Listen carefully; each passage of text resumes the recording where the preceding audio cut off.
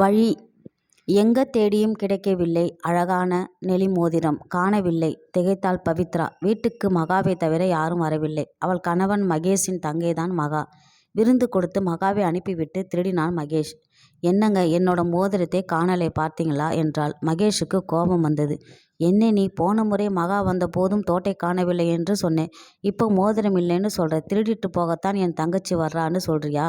சேச்சே, நான் அப்படி சொல்லலைங்க. மோதிரத்தையும் சரி தோட்டையும் சரி வீட்டில்தான் கழற்றி வைத்தேன். வீட்டுக்குள் வந்தது மகா மட்டும்தான். திரும்ப திரும்ப அதையே சொல்லி கேவலப்படுத்தாதே. நம்ம பொருளை நாம தான் பத்திரமா பார்த்துக்கணும் என்றவன் உள்ளே போக முயன்ற போது சார் என்ற குரல் கேட்டு திரும்பினான். அதிர்ச்சி. மோதிரம் அடகு வச்ச ரசீதை அங்கேயே விட்டுட்டு வந்துட்டீங்க சார். கொடுத்துட்டு போக வந்தேன். அடகு கடை பையன் ரசீதை நீட்ட பவி பார்த்த பார்வையில் அவன் கூனி குறுகி நின்றான். விருந்தினர் வரும்போது பற்றாக்குறையை சரிக்கட்ட அவனுக்கு வேறு வழி தெரியவில்லையே. அடப்பாவி.